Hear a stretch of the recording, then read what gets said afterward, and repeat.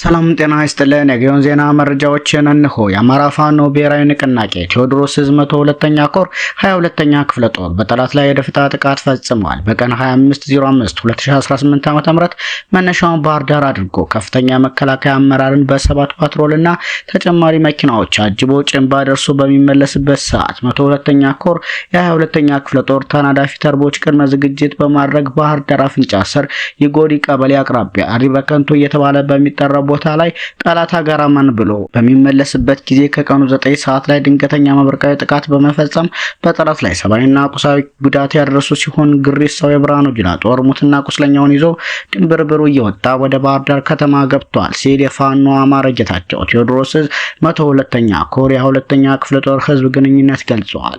ሌላው አርበኞች ክፍለ ጦር ድርጅት በተመሰረተ ማግስት በጠላት ላይ መብረቃዊ ጥቃት አደረሰ።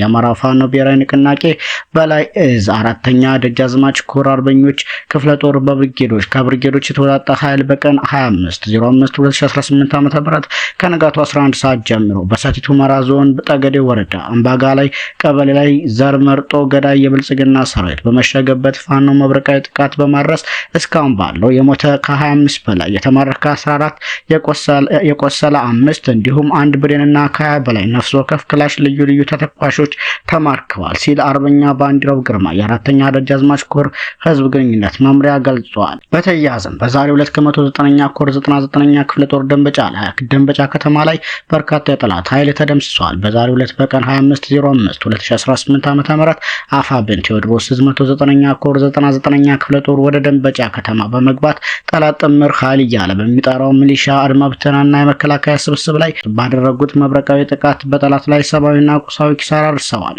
በዛሬው አውደ ውጊያ ጠላት በ99ኛ ክፍለ ጦር በደረሰበት ከፍተኛ የሆነ ምት ከ15 በላይ የጠላት ኃይል ሲተደመሰሰ ሲሆን ቁጥሩ በውል የማይታወቅ በርካታ የጠላት ኃይል ቁስለኛ ማድረግ ተችሏል። ከደነበልባሎቹ 99ኛ ክፍለ ጦር ከሌሊቱ 8 ሰዓት እስከ 9 ሰዓት በደፈጣ እንዲሁም ከጠዋቱ 12 ሰዓት እስከ 6 ሰዓት በሶስት ቦታዎች ማለትም ዋዲ ጎምዲ፣ ደንበጫ፣ ጉላ ማዶና ዩኒየኑና ሃይስኩል ላይ ባደረጉት እልህ አስጨራሽ ትንቅንቅ 8 ክላሽንኮቭ እና ከ8 በላይ የክላሽ ተተኳሽ መማረካቸውን የ99ኛ ክፍለ ጦር ምክትል ጦር አዛዥ ገልጸዋል። በሌላ ዜና ዋድ ከተማ በህዝብ ትራንስፖርት መኪና ላይ አሸባሪውና ጡት ቆራጩ የአብይ አህመድ ወራሪ ኃይል በተወረወረ ቦምብ 4 ንጹሃን ሲሞቱ በርካቶች ከባድና ቀላል ቁስለኛ ሆነዋል ሲል የ109ኛ ኮር ህዝብ ግንኙነት ገልጿል።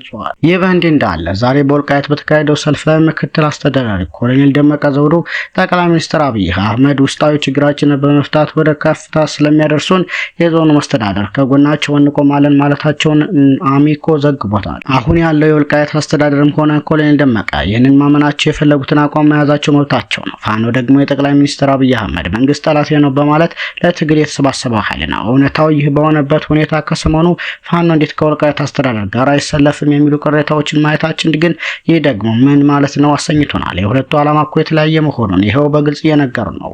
እንዲህም ሆነው ፋኖች የወልቃይት አስተዳደር አካላትን ብልጽግና ያዋጠናል በሚል ህዝብ መስዋዕትነት የከፈለበትን ትግል እያስበላችሁ ነው በማለት ሲከሷቸው ወይም ሲወቅሷቸው ሰምቼ አላውቅም። በተቃራኒ ወደ ከፍታ የሚያሻግሩን አብይ ናቸው የሚለው ኃይል ከሳሽ ሊሆን ሲቃጣው ግን ፈገግ ያሰኛል። በበኩሌ ከፍታዋን ስታስቡ እያለቀሳችሁ እንዳትገኙ ፈራለሁ።